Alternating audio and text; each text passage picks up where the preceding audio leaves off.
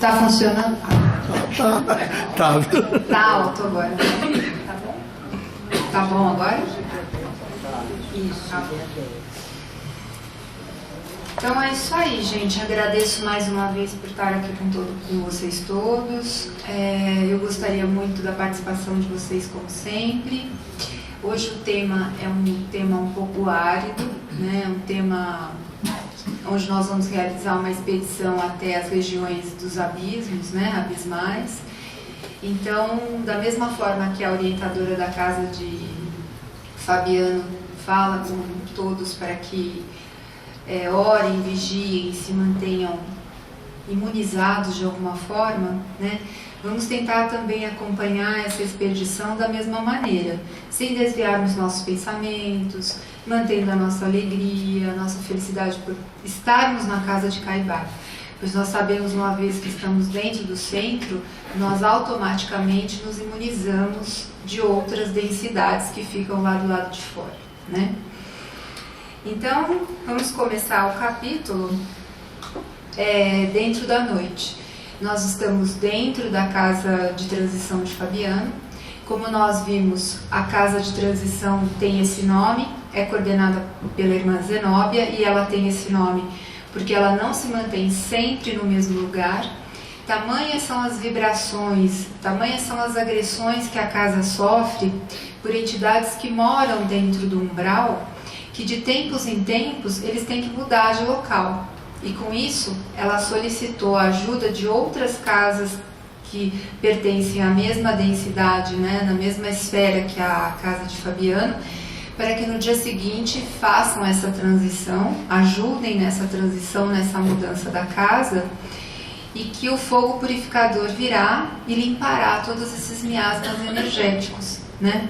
E o que a gente ouve do André, né?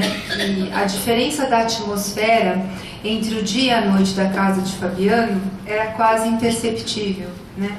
Então a gente vê André falando que não existe essa questão da noite e do dia. O sol pouco tem influência dentro da claridade ou da falta de claridade. Então, o tempo todo, eles ficam sob luzes não da natureza, né? O tempo todo é a luz artificial. Além disso, eles não têm muita noção, a não ser pelas horas através de um cronômetro, que é a única forma que eles têm de poder entender o que está acontecendo com eles, né? Além disso, não há oxigênio. Uma vez que não há vegetação, não há troca, né? Não há fotossíntese, então não há troca de gás carbônico por oxigênio, então eles precisam de aparelhos que reproduzam oxigênio para que possa haver vida perispiritual dentro da casa, né? Para a gente ver que eles têm uma situação muito pior do que a gente vive aqui na Terra, né?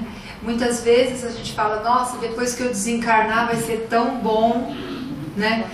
Não é que vai ser ruim, mas prestemos bem atenção, que aqui somos privilegiados. Nós temos o dia, temos a noite, temos o sol, que ele queima essas formas, pensamentos, esses miasmas, todos os dias, né? Quando a gente tem o amanhecer, e a gente tem a noite dormida. Ali não, a casa o tempo todo ela é como se fosse fustigada por essas entidades que ficam na mesma vibração e que na verdade querem ajuda. Nada mais do que isso. Nem todos têm condições de serem ajudados, porque nem todos têm vontade de se transformar, né? Então vamos lá.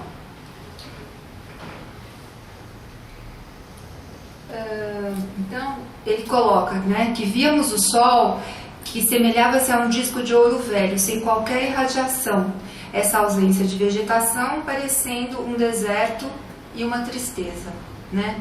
E André Luiz continua falando: cotejando a situação com os quadros primaveris da tosta planetária, os acasos da esfera carnal parecem verdadeiras decorações do paraíso, né? Permanecemos em região onde a matéria obedece a outras leis, interpenetrados de princípios mentais extremamente viciados. É importante entendermos isso e nós vamos falar mais sobre isso. O ambiente é totalmente compenetrado de princípios mentais extremamente viciados. Congregam-se aí longos precipícios infernais e vastíssimas zonas de purgatório das almas culpadas e arrependidas. E os amigos, na verdade, tentam modificar esse ambiente através da conversação, né? E até é colocado que há necessidade de que essa oportunidade desse quadro externo refletida para que o indivíduo possa refletir sobre as atitudes dele. Então, isso é uma coisa importante também, que mais para frente até Jerônimo vai falar. Que quando a gente está numa situação que a gente ainda está insatisfeito, a gente ainda está culpado, ou a gente está sobre um aprendizado, é necessário a reflexão. Nós fazemos isso aqui na Terra também, através de uma psicoterapia, através de uma ida ao centro religioso, para nos voltarmos a nós mesmos. Se talvez tivéssemos ambientes muito bonitos, os indivíduos não conseguiriam refletir sobre aquilo pelo qual estariam passando, né?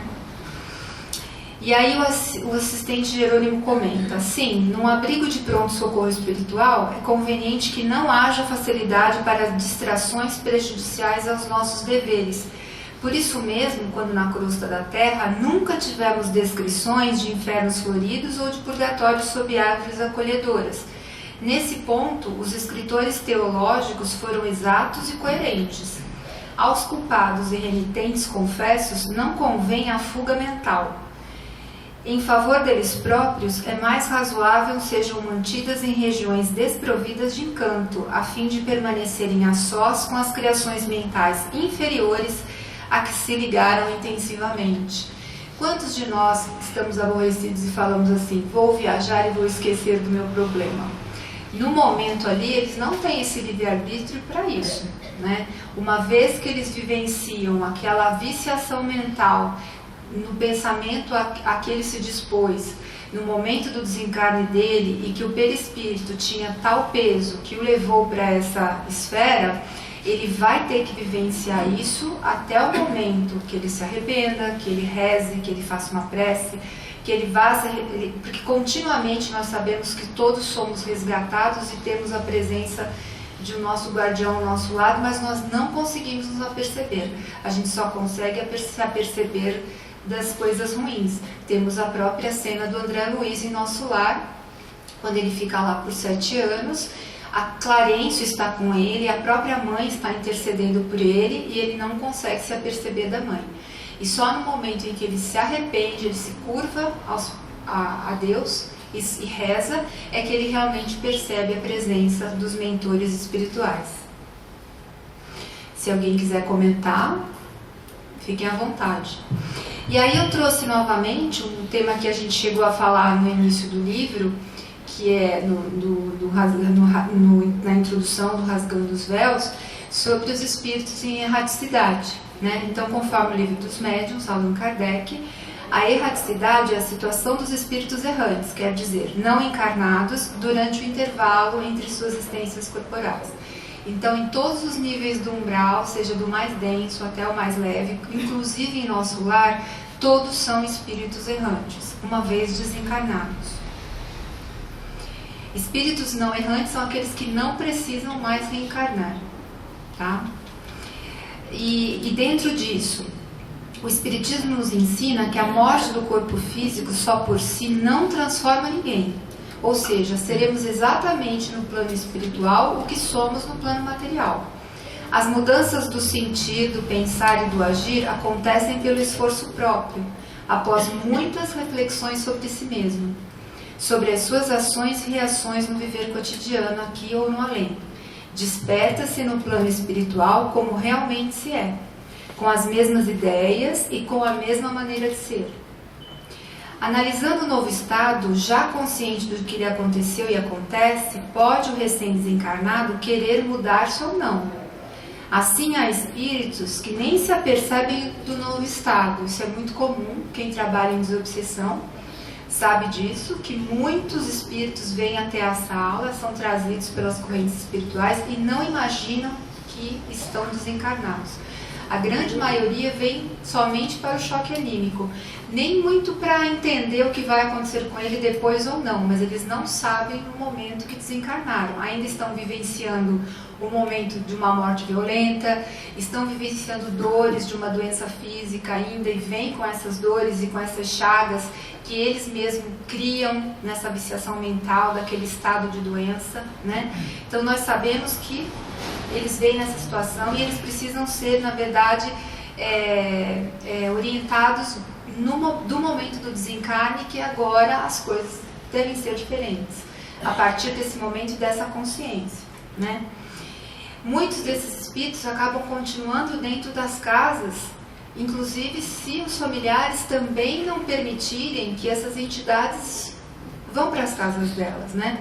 Então nós sabemos que estamos muito próximo do umbral grosso, nós vivemos dentro do umbral grosso, as dimensões são muito próximas, né? Quanto mais próximo da Terra, mais grosso é o umbral.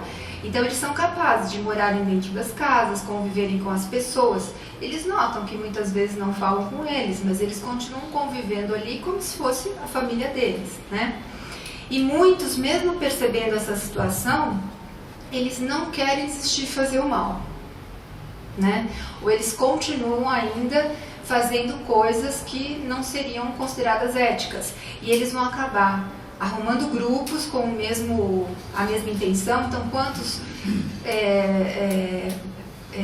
desencarnados viciados em droga, em álcool, que continuam querendo beber, continuam querendo fumar e que acabam se reunindo a outros grupos e se ligando a muitos irmãos, né, encarnados, e continuam absorvendo aqueles miasmas da droga, né, e assim convivendo nessa simbiose. Pois não, o senhor queria perguntar? Eu ia perguntar que, na realidade, essas pessoas que passam e não sabem que estão no outro plano, o sofrimento não é tão grande, eu acredito, né?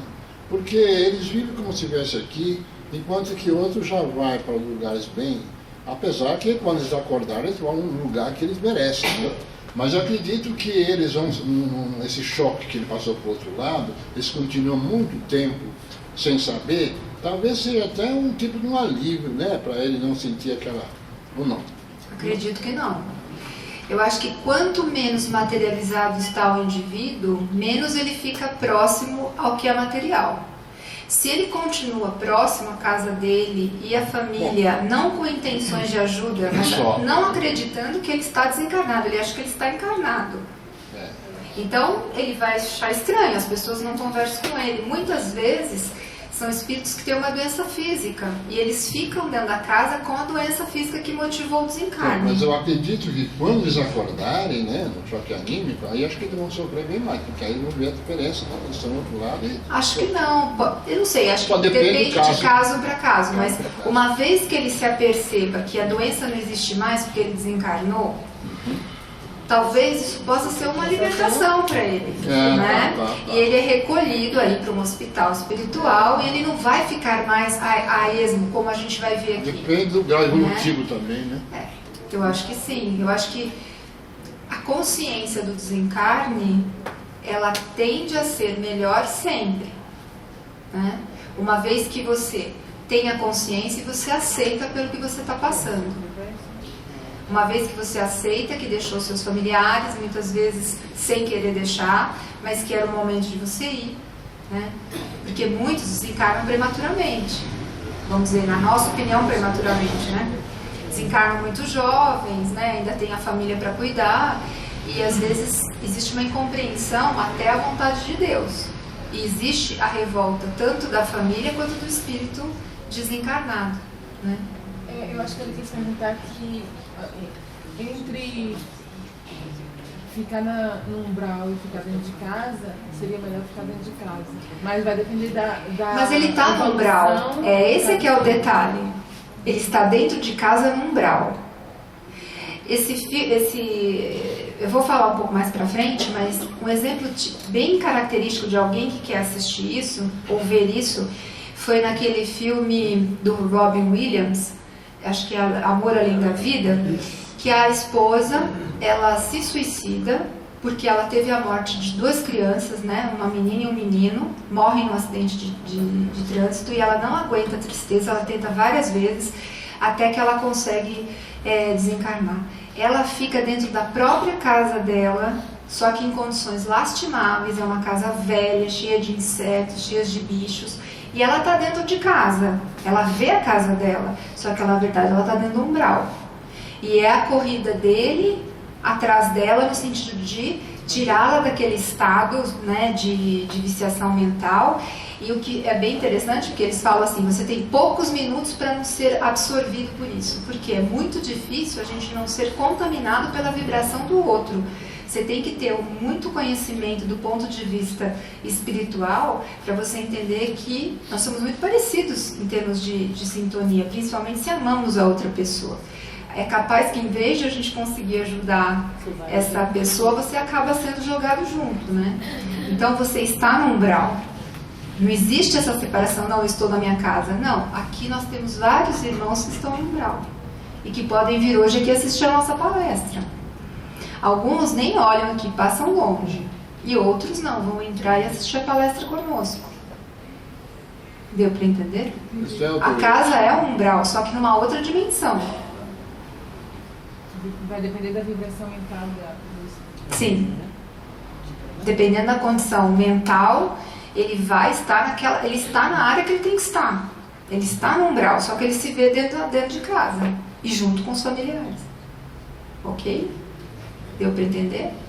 É difícil, mas é isso aí. Não é que ele está dentro da casa e não está no umbral. Não, ele está no umbral. Só que ele se vê dentro da casa e ele está ali. Ainda mais se os componentes da família ainda simpatizarem com isso, né?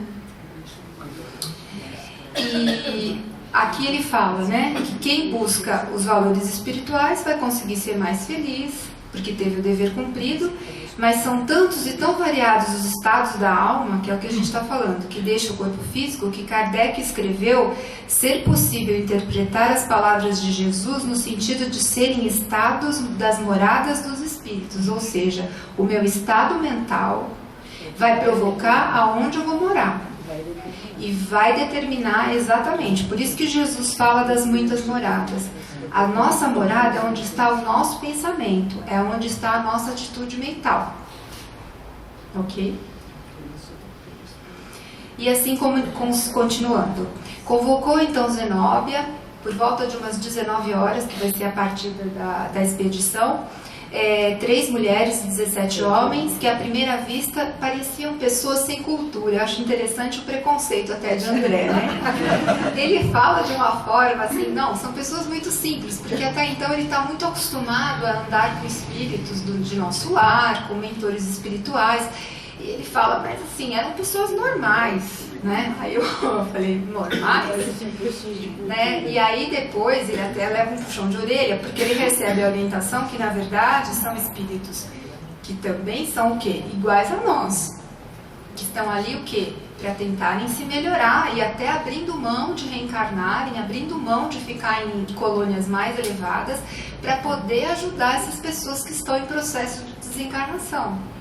Né? E são estes, os mais humildes, na verdade, é que vão ser o que vai segurar a expedição, para que a expedição não seja maculada. Porque vai chegar um certo momento que eles ficam na retaguarda e os outros 4 continuam em frente. Né? Isso é interessante também, o preconceito do próprio André. Né? E a irmã Zenóbia, ela pergunta para o assistente dela, olha só, não devemos esquecer principalmente as faixas de socorro, as redes de defesa e os lança-choques. Ou seja, é só para assustar. Na verdade, não vai... o que pode machucar, na verdade, é a atitude mental. Quanto mais agressiva for a atitude mental, a sensação que o indivíduo pode ter, né, que o espírito pode ter, é de um eletrochoque mesmo. Né?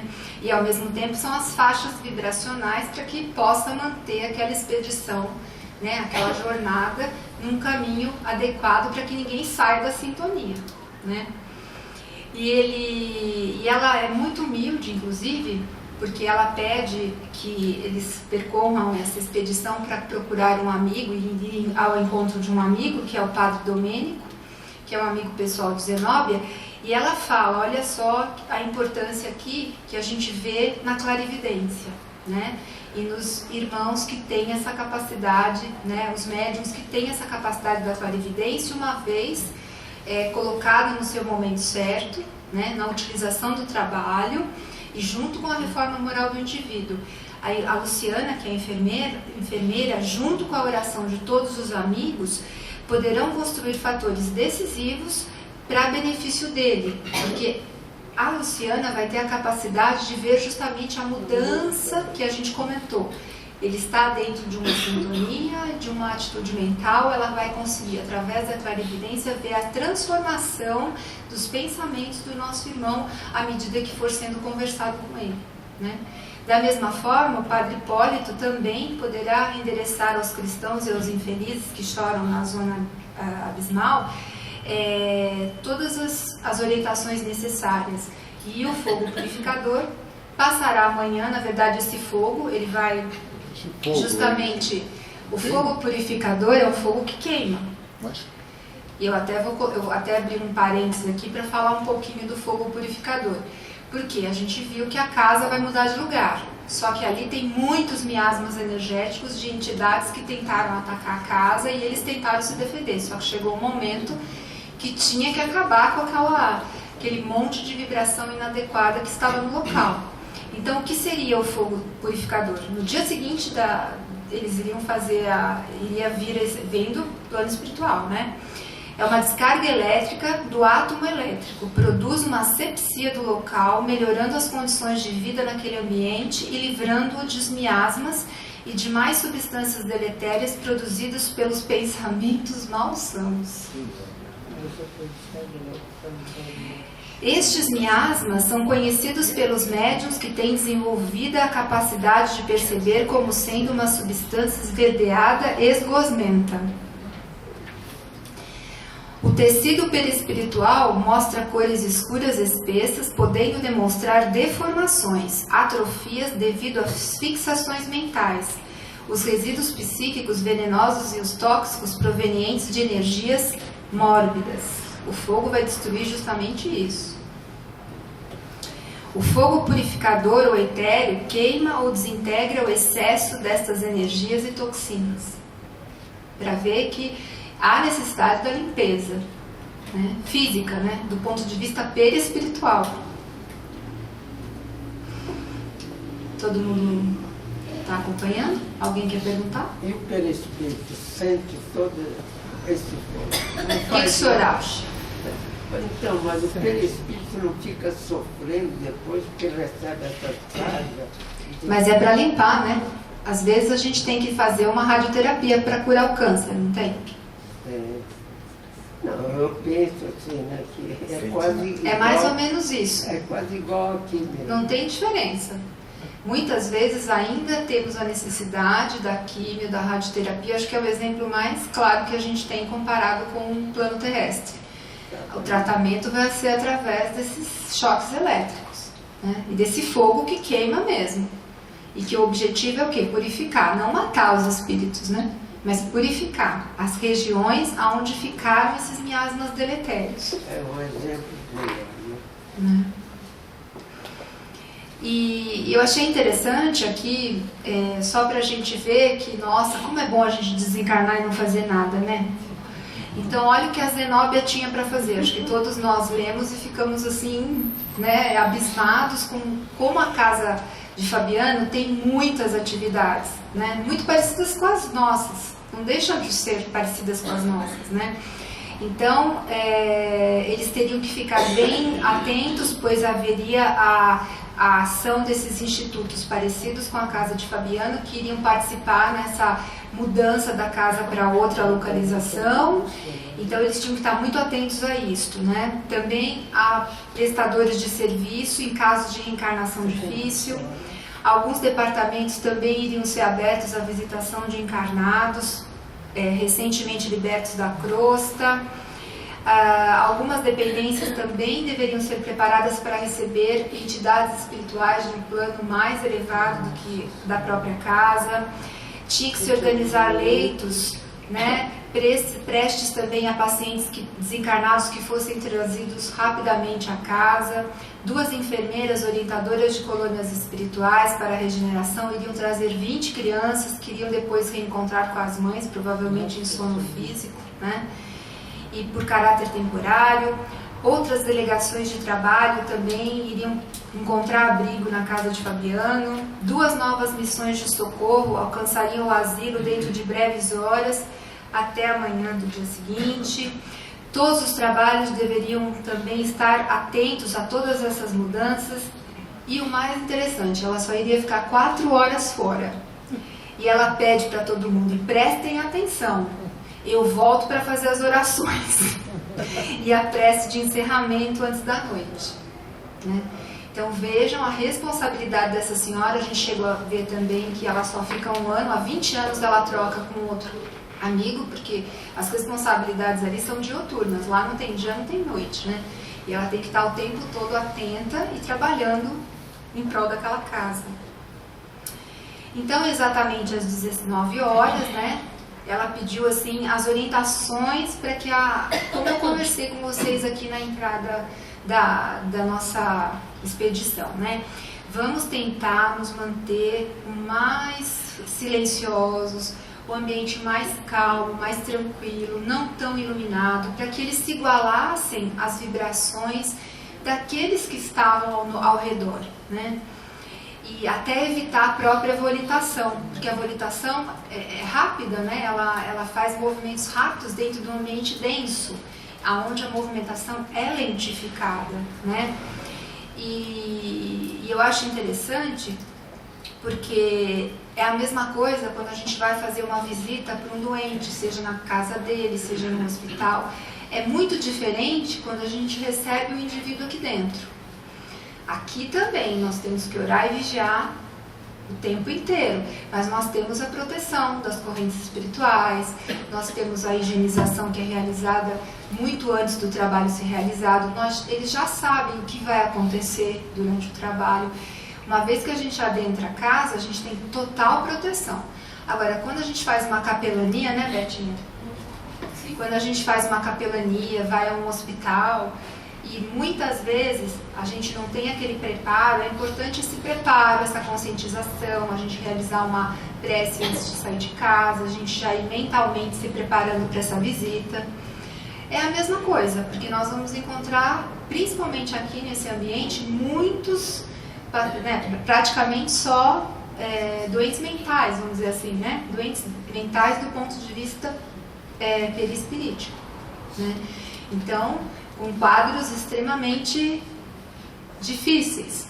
E não pode haver, né, tem que haver uma comunhão entre aqueles que estão participando da jornada. E aí o que acontece? Eles passam a barreira que justamente protege a cidade, a casa de Fabiano, a casa de transição, né? Ele mesmo fala, né, o André Luiz, que em outros tempos ele ficaria mais apavorado do que ele ficou, né? Mas que realmente era um ambiente bastante, vamos dizer, misterioso, escuro, né? Eles ficavam em um ambiente com sons bastante estranhos, gritos de seres selvagens, gemidos humanos, aves com configurações monstruosas, né? E assim ele observava a aridez do ambiente, a desolação do ambiente, né? E após alguns minutos dessa marcha, ele começou a ver que realmente era um terreno bastante áspero, né? E a própria Zenóbia, ela pede que o auxiliar especialista os ajude nessas localizações, nessas pequenas jornadas, né, até que eles cheguem aonde eles têm que chegar. E nesse meio tempo eles vão chegando numa região bastante pantanosa, como se fosse um lodo, um charco. E ele ficou fundamentalmente espantado, né? E ele começou a ouvir soluços, né? Guardando a nítida impressão, como a gente ouvia também, né? O próprio André Luiz também estava agonizando, né? Ele ouvia outros irmãos dizendo que ele era um suicida, ele não entendia por que chamavam de suicida e assim por diante, né? E ele pergunta o seguinte: que forças ali os desfrontavam? A treva difusa não deixava perceber direito o que estava acontecendo, né? E aí ele pergunta: estaríamos ante o abismo? A que se referia a administradora da casa transitória. Ele optou pela negativa porque a expedição não se deteve nesse lugar tão angustioso. Só que ele não aguentou, né, gente? André Luiz, além de ser preconceituoso, ele começou a perguntar: mas o que são essas criaturas monstruosas? Ou seja, ele tirou a harmonia do ambiente, né? Ele chegou para o Jerônimo e falou: e aí, o que é essa expedição? Onde a gente está? Nós estamos realmente no inferno, nas regiões abismais, né? O que são essas criaturas monstruosas? A própria Zenóbia ordena, né, que os choques elétricos sejam enviados para que afaste essas criaturas, né? E aqui eu trago a cena do próprio filme que eu conversei com vocês, do Robin Williams, que a gente vê a imagem desse monte de cabeças envoltas em lodo. Seria mais ou menos essa a imagem que poderia ter sido vista, talvez, pela expedição. E que o Robin Williams corre por essas cabeças. É uma coisa não real, porque ele não tinha, né, uma condição espiritual para esse tipo de coisa, né, para volitar em cima dessas cabeças. Mas seria mais ou menos isso. E ele fica bastante estressado com toda essa situação, ouvindo esses gritos que apelavam, né, pela ajuda deles. E em alguns minutos, mesmo saindo dos charcos, eles começaram a serem também abordados por entidades que vinham como se fosse atacá-los. Ou seja, ele desarmonizou o ambiente, ele mudou a vibração. Por uma alteração de sintonia, por algum momento o grupo começou a se sentir em perigo, né? E aí eu trago mais uma vez falando sobre erraticidade, né? Que cada um está no plano espiritual ligado aos seus sentimentos. É aquilo que a gente falou. O sentimento é que vai determinar aonde eu vou estar dentro das esferas espirituais e dentro desta sintonia, tá? Emoções, ideais, ações que vivenciamos quando encarnados. Cada um vive mesmo em companhia dos outros, namorada psíquica que construiu para si mesmo. Então, todas essas entidades, na verdade, não existe. Ela existe porque, do ponto de vista mental, esses espíritos criam esse ambiente. A atitude mental deles é tão ruim que não tem vegetação, que o sol não penetra. O lodo é tão grande, né? O lodo psíquico, a forma pensamento é tão densa que realmente a sensação que se tem é isso, que se está no verdadeiro inferno de Dante. Então o inferno de Dante existe, né? Ele teve talvez se ele fosse um médium que conseguiu acessar esse inferno, e por isso que tantos de nós têm medo desse local, inclusive porque talvez em outras reencarnações aonde desencarnamos acabamos indo também para esses lugares pela nossa falta de conhecimento. Daí vem a importância do conhecimento por aquilo que estamos passando, acreditar na vida verdadeira, que é a vida espiritual. Isso aqui é apenas uma fração de segundo, né? Eu sinto a obrigação de falar que do outro lado da moeda, eu já estive de lá e foi muito bom, era muito bom. Aí o Flávio perguntou: mas por que você não ficou? Porque eu não tive permissão de ficar. Eu creio que eu tinha muito a resgatar aqui ainda. Então, eu senti necessidade de falar isso para vocês, porque é para as pessoas não terem medo de desencarnar. Não é o que Deus vai determinar, é que as pessoas que vão, né, elas vão para o lugar certo. Se elas têm que resgatar lá, elas vão resgatar, né? E se tiver que ficar, fica. Se não tiver, volta para resgatar o que tem que resgatar. Não, o senhor está completamente com razão. Inclusive, mais para frente, nós vamos falar quais são as 4 viciações mentais que a gente pode ter. Uma delas é a insatisfação, a outra é a indiferença, o pânico e o medo da morte. Quanto mais medo da morte a gente tiver, mais arraigado ao plano espiritual, ao plano material nós estaremos. E mais arraigado às coisas materiais. Então, na verdade, essa transformação deve vir em nós mesmos enquanto encarnados, para que, uma vez que nós identifiquemos alguma dessas viciações, nós consigamos, através do nosso esforço, modificar o nosso pensamento. Tá? Porque a gente pode ver que aqui tudo é pensamento. Vivemos o inferno na Terra como encarnados, viveremos ou não o inferno também desencarnados. Então, depende basicamente da nossa boa vontade em querer transformar as situações que vivemos, mesmo estando em sofrimento. É o bem sofrer que a gente vê no Evangelho, né? Então, nós sendo, né, seres em desenvolvimento e autoeducáveis, nós temos condições de transformar a nossa casa psíquica melhorando-a, né? O mesmo acontece no plano material. Cada homem vive na morada psíquica que constrói para si, através dos sentimentos, emoções, sensibilidade, inteligência, razão, nas ações e reações do viver na Terra. Influenciamos e somos influenciados sempre de acordo com o que temos e somos no íntimo. Então, cabe-nos construir a nossa morada psíquica, desde aqui e agora, com ideais nobres e elevados que o Mestre Jesus nos trouxe, visto ser ele o caminho, a verdade e a vida. E toda a humanidade terrestre só será feliz quando todos viverem seus ensinos de amor e perdão, independentemente da nacionalidade e da crença de cada um. Uma outra situação também interessante é que, enquanto encarnados, nós conseguimos, de alguma maneira, fingir o que não somos. Temos um exemplo clássico do pai de André Luiz. O pai de André Luiz foi um homem que, enquanto encarnado, parecia um pai de família, um homem, né, um provedor. Só que ele, enquanto André, em Nosso Lar, conversa com a mãe, ele pergunta do pai, e a própria mãe conta para ele: não, filho, na verdade eu nunca soube, mas ao desencarnar, seu pai, ele tinha 2 amantes, uma tinha muita raiva da outra, e no momento todos estão num umbral mais denso, as 2 brigando por ele e ele com as 2, né? Sendo que no plano terrestre ele era considerado um homem, né, muito correto, muito honesto. E aí vem também, né, a culpa, e aí vem também o envolvimento que ele tinha com essas entidades. E o trabalho da mãe de André foi o qual?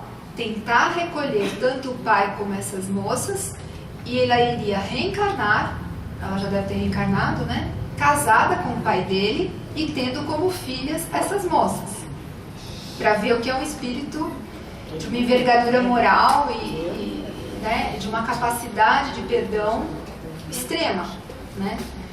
Então, essa é uma outra coisa. Essas vivências psíquicas, a gente não vai conseguir não existir quando a gente estiver desencarnado. Elas estarão conosco. Com relação a isso aí, um dia será que as religiões serão todas numa só? Provavelmente. Porque aí está dizendo, um dia todo mundo seguir o mesmo caminho. Eu acredito que atualmente todas as religiões são uma só. Eu acho que qualquer uma leva a Jesus, ou todas as religiões cristãs, ao menos. Né? Com mais profundidade, com mais eu acredito sabedoria, que se a gente mantiver a ética, se a gente souber o que não fazer de errado ao outro, né? Como a gente não gostaria que fizesse a nós, aí está a nossa religião. Só lembrar, doutora Silvia, a doutora Marlene, ela falou não uma vez, mas várias. Todas as religiões mais adiante terão os princípios do espiritismo, né? Mas o número de espíritas permanecerá o mesmo, 2,5%, 3%. Não vai ter modificação de religião, mas elas vão abarcar os princípios da doutrina espírita. Entendi. Perfeito. E aqui eu falo justamente da propriedade refletora do perispírito, né? Que Hermínio de Miranda fala muito no livro dele, A Memória e o Tempo, né? A propriedade refletora do corpo espiritual é admirável. Então, aproveite quem gosta de fingir enquanto encarnado, pois o perispírito reflete contínua e instantaneamente os estados mentais. E mesmo assim, o dissimulado fará o seu teatro apenas aos encarnados, pois os espíritos veem tudo o que o seu perispírito reflete. E ainda mais, o que nele está arquivado, toda a memória das suas existências. O perispírito é um registro inapagável de nossos atos, pensamentos e sentimentos, consoante os ensinamentos de Jesus, que não há um fio de cabelo que caia sem que Deus o saiba, né? Então, o perispírito é a memória universal. Quando desencarnados, isso fica mais claro. Um comentário também de André Luiz no livro Libertação: o perispírito é suscetível de refletir em virtude dos tecidos rarefeitos de que se constituem a glória ou a viciação da mente. Por isso, a atividade mental nos marca o perispírito, identificando nossa real posição evolutiva. O perispírito muda numa nova reencarnação ou continua mesmo, talvez? Eu acho que conforme as necessidades do indivíduo, sim, ele se ajusta ao sexo masculino, ao sexo feminino, mas as coisas básicas, né, que seriam as nossas necessidades de melhoria, elas vão estar lá, independentemente do sexo. Mas poderemos, né, nós não resgatamos tudo o que temos que resgatar, talvez numa vida só. E aos poucos isso vai sendo depurado, por isso que a gente chama de, como se fosse o perispírito, como se fosse um ralo, né? E que o corpo físico absorve todas essas energias psíquicas necessárias para uma reformulação individual, e que através desse ralo e desse escoamento a gente vai conseguindo limpar o quê? O perispírito. O corpo físico pode ficar totalmente doente, ele pode ficar velho, mas nós, como perispírito, somos sempre os mesmos. E aí eu trouxe para vocês uma coisa para a gente refletir, que eu acho bem interessante, sobre quais são as viciações mentais mais deletérias. Isso veio de Joana de Ângeles, no livro Autodescobrimento, capítulo 9. Ela fala sobre a insatisfação, sobre a indiferença, sobre o pânico e o medo da morte, que a gente já chegou a conversar bastante quando a gente falou sobre a introdução do Rasgando Véus. Então, a insatisfação. Há uma necessidade urgente de reprogramar-se a mente. Hábitos longamente mantidos, viciações sustentadas por um largo prazo, acomodações psicológicas a acontecimentos e atitudes justificadas por mecanismos de evasão do ego, tornam-se outra forma de natureza nos automatismos da própria natureza. Se a mente encontra-se entorpecida ou mal desenvolvida, ela não consegue abranger a finalidade existencial e também se adapta ao habitual, automatizando-se. E qual que é o principal fator que leva à infelicidade pessoal? É a autodepreciação. Seria a autodepreciação e a autoculpa. Então, o indivíduo, ao invés de saber das condições dele, ter o conhecimento das suas falhas, ele tentar melhorar e ele tentar dizer: não, hoje eu errei, mas amanhã não vou errar mais. Hoje eu errei, mas amanhã não vou errar mais. Ele acaba se autodepreciando, se colocando de uma forma de se desrespeitar a si mesmo. Ele acaba tendo uma vida onde ele será desrespeitado, né? Porque ele justamente reflete isso dentro do mundo psíquico dele. E muitas vezes a vida não muda, né? Ele vive nesse aspecto doentio e muitas vezes desencarna nesse estado de insatisfação, achando que a sua vida não valeu a pena, ou que ele não aprendeu nada durante a vida. A gente escuta tanto isso, né? E que, na verdade, temos que agradecer todos os dias que abrimos os olhos, todos os dias que temos a oportunidade de fazer diferente, né? A outra seria a indiferença. Eu achei bem interessante, principalmente no mundo que vivemos hoje, né? Os estados depressivos levam à indiferença naturalmente, mas pior que isso é você se acostumar com as tristezas do mundo e começar a achar que isso é normal. E você se tornar indiferente ao que acontece em volta de você. Então, indiferente, não que nós tenhamos que nos contaminar, mas nós não podemos deixar de saber ou de sentir o que está acontecendo no planeta inteiro. Porque antes a gente tinha desculpa que não sabia, que não tinha acesso, que a comunicação não vinha. Mas hoje nós estamos sendo bombardeados, né, por energias que vêm do outro lado do mundo. Né? E muitos de nós se sentem cansados, se sentem estressados. E é natural, principalmente os médiums. E aí vem o quê? Orar e vigiar com mais intensidade, para que essa indiferença não exista e, ao mesmo tempo, o que eu posso fazer? Às vezes é só uma prece, mas não é só uma prece. É uma mudança de sintonia que vai ser levada juntamente com vários outros irmãos que também vão caminhar por essa sintonia, para que essas vibrações sejam enviadas até esses locais que tanto há necessidade da nossa participação. Às vezes é a única coisa que podemos fazer, mas já é muita coisa dentro de um ambiente que nós estamos vivendo esse umbral denso. E a outra questão é o pânico. Nós temos a questão do pânico, né, até na síndrome do pânico, que é bem descrita, né? Mas nós também temos as questões em que o pânico ou o medo se torna tão corrosivo que nós acabamos nos ligando mentalmente a outras entidades que começam a penetrar dentro da nossa atitude mental, dentro do nosso psiquismo, e nós levamos a ter um medo incontrolável que nos paralisa, que não nos faz seguir em frente, esquecendo que não cai um fio de cabelo sem que haja vontade de Deus. Estamos aqui e nada vai nos acontecer que não seja a vontade de Deus. Estamos aqui sendo amparados 24 horas pelo nosso mentor, pelo nosso guardião. E que, então, assim, eu achei bem interessante trazer essas questões para vocês. E o que eles colocam, qual é o tratamento para essas, tanto para a insatisfação, para a indiferença, como para o próprio pânico.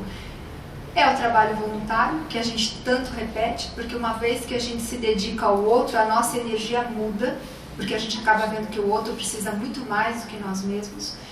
E a nossa reforma moral, a libertação aqui seria a transformação moral do paciente, porque por mais medo que ele tem, ele não vai ter esse encadeamento obsessivo com essas entidades que estão em torno de nós, né? Então a gente pode ver que o umbral ou o abismo está do lado da gente. Tudo vai depender o quê? Da nossa forma de pensamento. Isso acontece porque a maneira do homem que constrói estradas para a sua própria expansão ou que talha algemas para si mesmo, a mente de cada um, pelas correntes da matéria mental que exterioriza, eleva-se a gradativa libertação no rumo dos planos superiores ou estaciona nos planos inferiores como quem traça vasto labirinto aos próprios pés. Esse vem do Mecanismos da Mediunidade, do André Luiz também. Temos também do livro Pensamento e Vontade, de Ernesto Bozano, que a usura e a ambição, que aí seriam os pecados capitais, né? A avidez produzem formas retorcidas como que dispostas a aprender o cobiçado objeto. O pensamento preocupado com a resolução de um problema produz filamentos espirais. Os sentimentos de ódio ou de afeição originam formas semelhantes aos projéteis. A cólera, por exemplo, assemelha-se ao zigue-zague do raio. O medo provoca jatos de substância pardacenta, quais salpicos de lama. Vejam como o nosso pensamento é matéria. A melhor coisa que nós devemos fazer é continuar na caridade. A maior religião é a caridade. Não adianta ter que conhecer profundamente todas as teorias. Se não fizer caridade, não vai adiantar nada. Vai ficar a gente só fica no estudo, né? E a prece como o nosso imunizador, né? A frequência à casa espírita ou a frequência ao templo religioso, né? Os espíritos são ditos sempre, do Evangelho segundo o Espiritismo, capítulo 28, né? A forma nada vale, o pensamento é tudo. Ore, pois, cada um segundo suas convicções e da maneira que mais o toque. Um bom pensamento vale mais do que grande número de palavras com as quais nada tem o coração. O pensamento, né, Kardec, é a grande oficina ou laboratório da vida espiritual. O pensamento e a vontade, as nossas obras, né? São para o espírito aquilo que a mão é para o homem. André Luiz, ação e reação. Pensamento, força viva e atuante, cuja velocidade supera a da luz. Para ver como o pensamento é rápido. Alguém gostaria de falar mais alguma coisa?